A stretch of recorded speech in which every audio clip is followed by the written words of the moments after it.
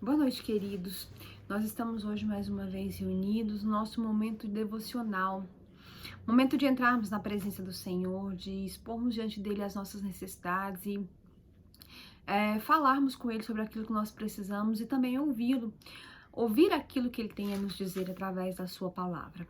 E hoje eu quero compartilhar com vocês uma meditação que está lá no livro de Filipenses, na carta de Paulo aos Filipenses, capítulo de número 1, nós vamos ler os versículos de 12 até 26.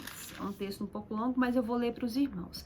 Filipenses 1, de 12 a 26. Diz assim: Quero ainda, irmãos, cientificar-vos de que as coisas que me aconteceram têm antes contribuído para o progresso do Evangelho, de maneira que as minhas cadeias em Cristo se tornaram conhecidas de toda a guarda pretoriana e de todos os demais.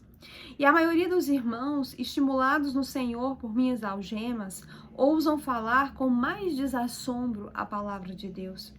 Alguns efetivamente proclamam a Cristo por inveja e porfia. Outros, porém, o fazem de boa vontade.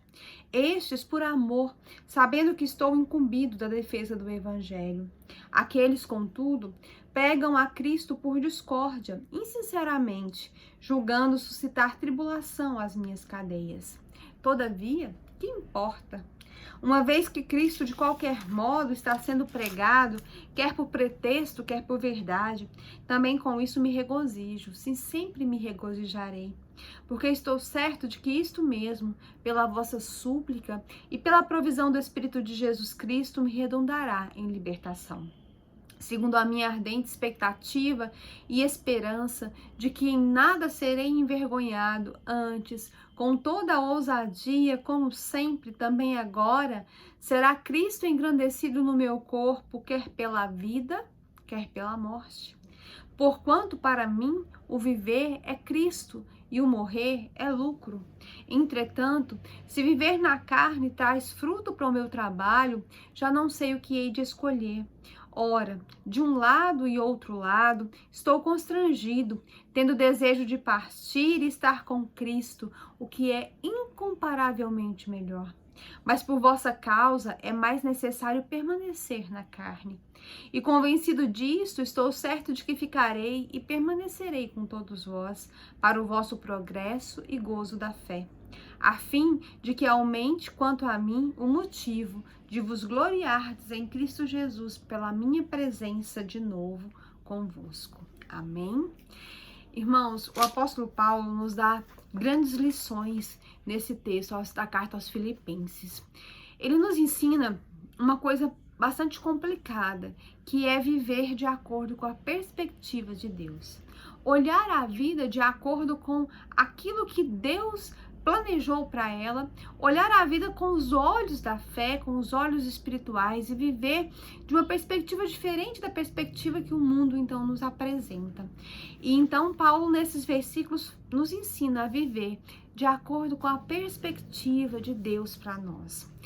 E tem 3 pontos importantes que ele fala da vida dele que serve então de exemplo para nós. Nós podemos dizer, em primeiro lugar, que Paulo vivia de acordo com a perspectiva de Deus, porque ele olhava para o passado e ele tinha total discernimento das coisas que estavam acontecendo, das coisas que tinham acontecido. Ele diz no versículo 12 o seguinte: as coisas que me aconteceram contribuíram para o progresso do Evangelho. Paulo olhava para a sua vida, para o que ele tinha passado de tribulação e não foram poucas. Ele olhava para a sua conversão, ele olhava para cada momento difícil que ele passou na vida e ele entendia que tudo o que tinha acontecido a ele tinha servido então para o progresso do Evangelho, para que Cristo fosse anunciado, as cadeias, as prisões, os naufrágios, os açoites, tudo isso tinha servido para o progresso do Evangelho. E ele então se sentia feliz. Ele olhava para trás e ele tinha discernimento de qual era o propósito da vida dele. Às vezes nós estamos perdidos no meio da nossa rotina, e às vezes quando nós olhamos para trás, apenas conseguimos lamentar tudo o que nos aconteceu. Né? Às vezes nós passamos por inúmeras provas e dificuldades e nós transformamos isso numa corrente de murmuração e nós transformamos isso em motivo de tristeza e de angústia. E quando nós olhamos para trás, nós não conseguimos entender o que está acontecendo conosco, o que aconteceu, por que isso aconteceu, para que isso aconteceu. Paulo tinha discernimento. Ele sabia que tudo o que acontecia na vida dele acontecia para que o Senhor Jesus fosse glorificado e anunciado. E nós também devemos viver a nossa vida de maneira que quando nós olharmos para trás, nós possamos dizer, olha, eu passei por muitas lutas, por muitas tribulações, mas todas elas serviram para me aproximar do Senhor. Todas elas serviram para que Cristo fosse anunciado, para que Cristo fosse glorificado, para que o Evangelho fosse pregado. Esse deve ser, então, o nosso objetivo, e é assim que nós vivemos, de acordo com a perspectiva de Deus. Em segundo lugar, Paulo vivia de acordo com a perspectiva de Deus, porque quando ele olhava para o presente, ele tinha alegria.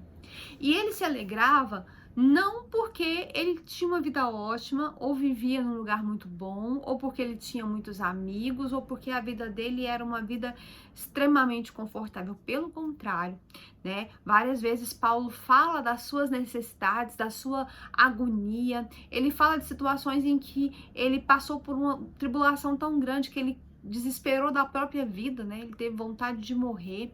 E ele fala, então, de situações muito difíceis, mas ele fala, porque eu sei estar contente em toda e qualquer situação. Eu sei passar fome, eu sei ter abundância, eu sei passar necessidade, eu sei estar confortável, porque eu posso suportar, eu posso vencer todas as coisas naquele que me fortalece, que é Cristo Jesus. Então ele olhava para o presente e ele falava, olha, mesmo que eu esteja numa situação muito difícil, eu estou alegre. No versículo 13, ele diz então, olha, eu me regozijo, porque a minha prisão aqui nesse lugar é uma oportunidade de evangelizar, porque a guarda pretoriana toda está aqui ouvindo meu testemunho, porque as pessoas estão conhecendo Cristo através da minha dificuldade, através da minha provação. E ele então via com alegria a sua prisão, porque isso também motivava outros cristãos a falarem de Cristo. E ele diz, olha, a maioria dos irmãos, né, que sabem das minhas prisões, das minhas dificuldades, eles estão sendo estimulados no Senhor. O coração de Paulo, irmãos, ele não se azedava com as dificuldades, né? Ele não ficava chateado, ele não se tornou uma pessoa amarga por causa das dificuldades, das críticas e até das competições. Muitas vezes ele foi acusado de não ser um apóstolo do Senhor, de não anunciar o evangelho de Deus, mas ele não se azedou com isso. O coração de Paulo não se tornou azedo, não se tornou amargo, porque ele se alegrava porque Cristo estava sendo pregado de qualquer modo. E lá no versículo 18 ele diz, eu me regozijo, eu sempre me regozijarei porque Cristo está sendo pregado. Paulo sabia qual era o propósito da sua vida. Ele sabia que o propósito da sua vida era anunciar Cristo e ele não perdia esse foco. Nada desviava o seu olhar de Cristo. E é por isso que ele podia dizer, eu estou alegre no meio das minhas tribulações. E ele então lá na prisão, no meio de toda aquela dificuldade, ele escreveu as cartas que nós hoje estudamos, lemos e nas quais nós aprendemos de Cristo. Paulo vivia na perspectiva de Deus porque ele olhava para o presente com alegria, mesmo sabendo de cada dificuldade que o tempo presente lhe trazia, ele tinha alegria. Em último lugar, Paulo vivia de acordo com a perspectiva de Deus porque ele olhava para o futuro com grande esperança. Nos versículos 19 e 23, Paulo fala da esperança que ele tinha de libertação nessa vida, porque ele sabia que o Senhor Jesus tinha um propósito para ele, que o evangelho fosse pregado. Ele sabia que de algum modo ele ia falar do evangelho a pessoas que precisavam ouvir. Então ele sabia que ele podia estar preso, se fosse a vontade de Deus, ele seria liberto para que ele continuasse anunciando o evangelho. Então ele fala dessa esperança, dessa expectativa de libertação, mas não só ser liberto da prisão aqui nessa vida, ele falava da expectativa, da esperança que ele tinha, da libertação definitiva, quando ele estaria então com Cristo, da esperança da vida futura. Ele olhava para o futuro e ele sabia que isso era verdadeiro na vida dele. Ele estaria com Cristo um dia, ele se encontraria com Jesus, ele passaria por essa vida e estaria lá.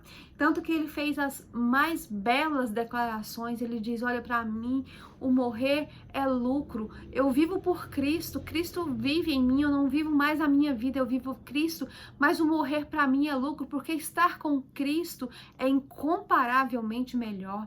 E, né, então ele dizia isso com alegria. Ele dizia: olha, mesmo que eu não passe por essas tribulações e que eu morra, eu estarei com Cristo, e isso é incomparavelmente melhor. E foi por isso que quando estava terminando a sua vida, ele diz: olha, eu completei a minha carreira, eu combati o bom combate, eu guardei a minha fé, e eu tenho certeza que a coroa da justiça está reservada para mim, e eu estou indo encontrar com o meu Senhor. A minha vida está acabando, mas eu vou para um lugar muito melhor. E Paulo então demonstra essa plena satisfação em Cristo, a plena satisfação que ele tinha de servir ao Senhor e a submissão que ele tinha à vontade do Senhor. Ele diz: olha, é necessário que eu fique, mas quando for a vontade do Senhor, ele vai me levar e eu vou. Ele então estava submisso. Paulo vivia de acordo com a perspectiva de Deus.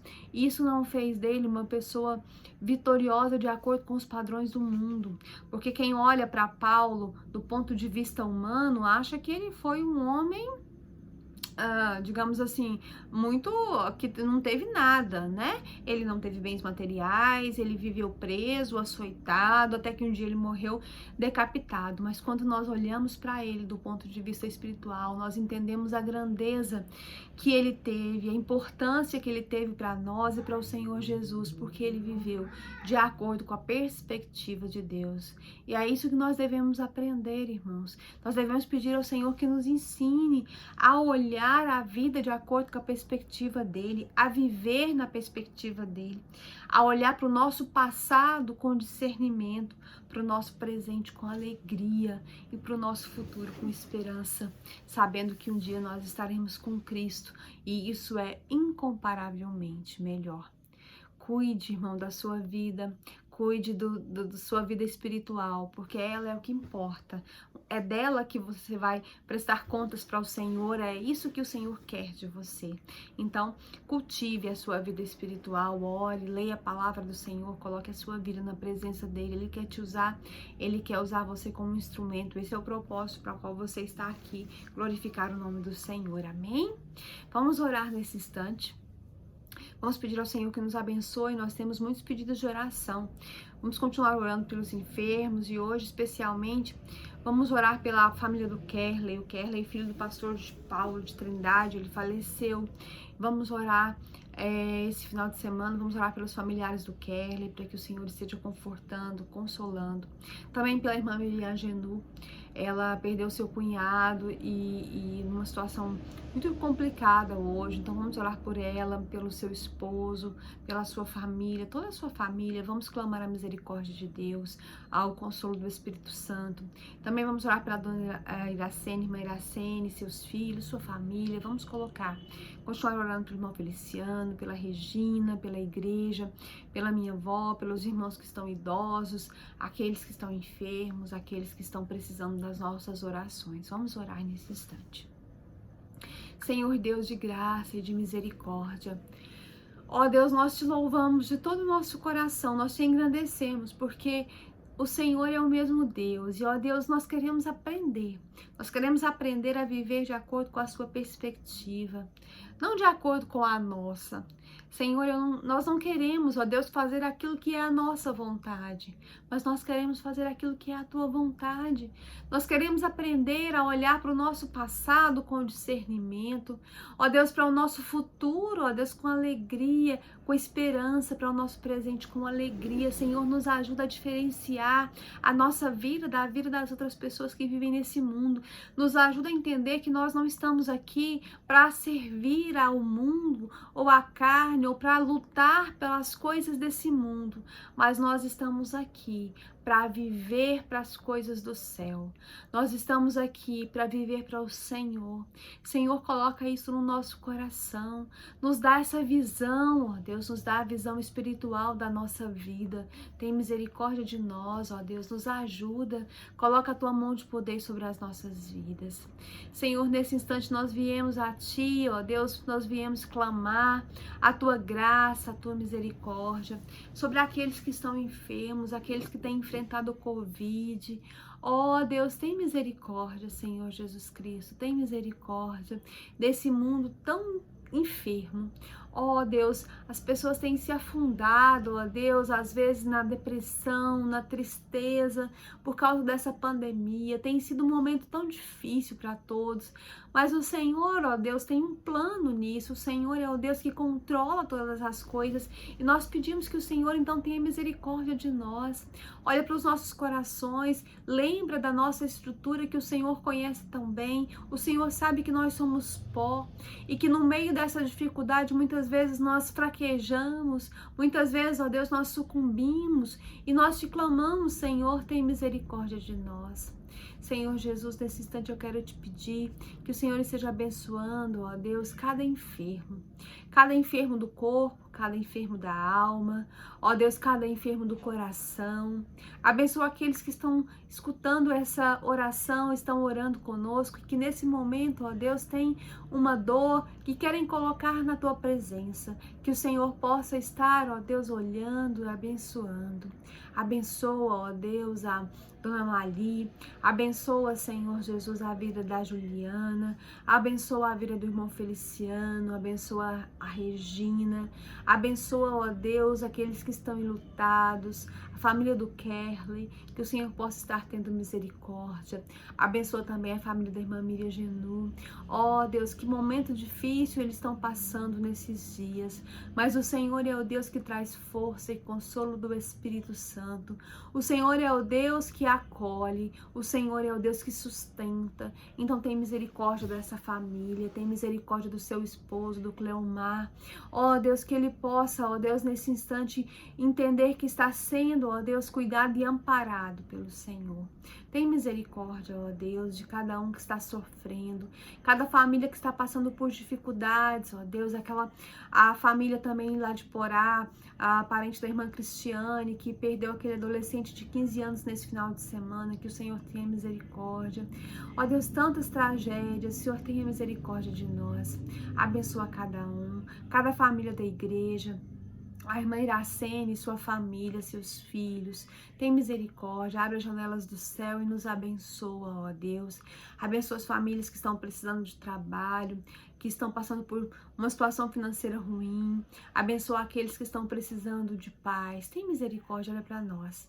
Ó Deus, muitas vezes nós precisamos de tudo e nós não sabemos nem como pedir, mas nós sabemos que o Teu Espírito Santo intercede por nós com gemidos inexprimíveis e nós precisamos nesse instante da ação do Teu Espírito Santo. Perdoa os nossos pecados, nos limpa para que não possamos estar impedidos, ó Deus, de ser ouvidos pelo Senhor, mas que o nosso coração esteja pronto cada dia a mudar, a ser transformado e que nós possamos entender a cada dia a Tua vontade para nós, possamos abandonar o pecado, a mentira, o egoísmo, a ganância, ó Deus, tudo aquilo que nos separa do Senhor, nós possamos abandonar, ó Deus, que possamos deixar as obras da carne, que possamos deixar a concupiscência do mundo, a soberba da vida e que possamos olhar para o Senhor e andar nos Teus caminhos. Ó Deus, nos abençoa, nós precisamos do Senhor, nós clamamos pela Tua misericórdia nessa noite, nós te pedimos,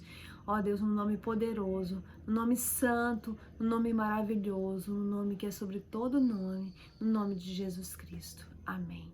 Amém. Que o Senhor nos abençoe, que esteja conosco. Os irmãos também lembrem de orar em casa por esses pedidos. Orem também, eu esqueci de citar nominalmente, mas pela vida do Rosiron e da Cidinha lá em Porá. Estejam orando por essa família também. Nós vamos incluí-los também todos os dias na nossa devocional. Que o Senhor nos abençoe em nome de Jesus. Amém.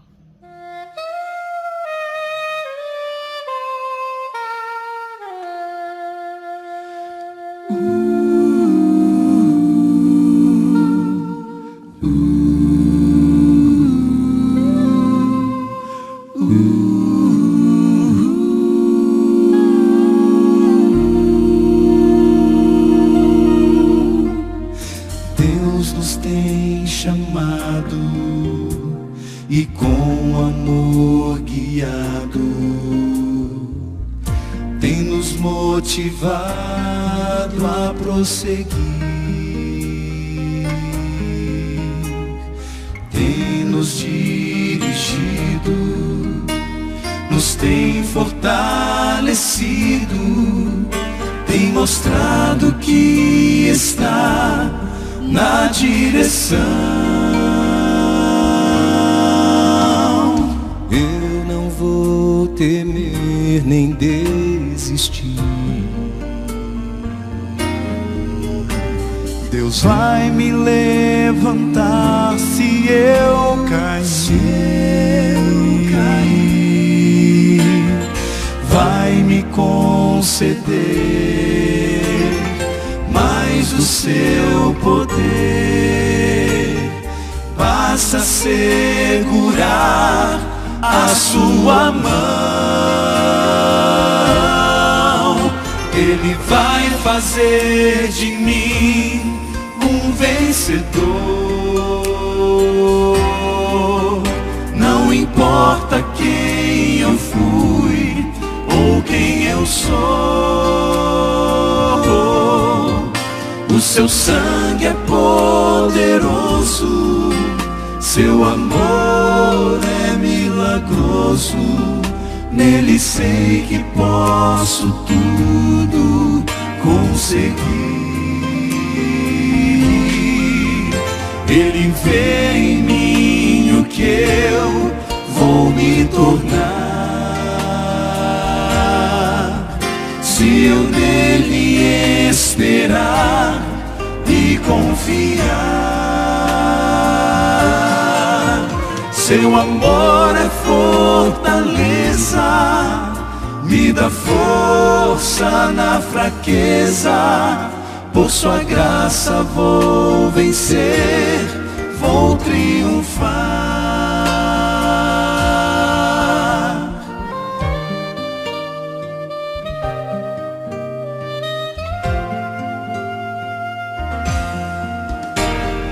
Olhe ao seu lado e veja com cuidado quantas vidas Deus já transformou. Foram destruídas,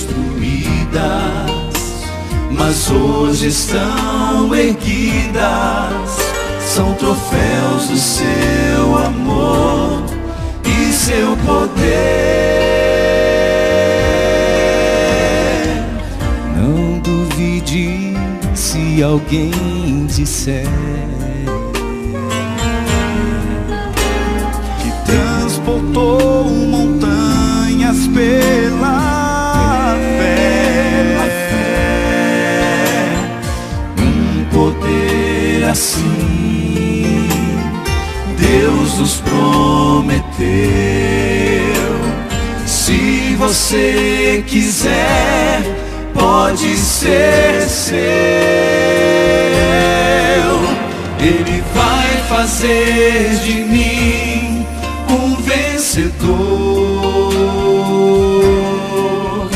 Não importa quem eu fui ou quem eu sou, o seu sangue é poderoso, seu amor é milagroso. Nele sei que posso tudo conseguir. Ele vê em mim o que eu vou me tornar, se eu nele esperar e confiar. Seu amor é fortaleza, me dá força na fraqueza. Por sua graça vou vencer, por sua graça vou vencer. Nessa graça vou vencer.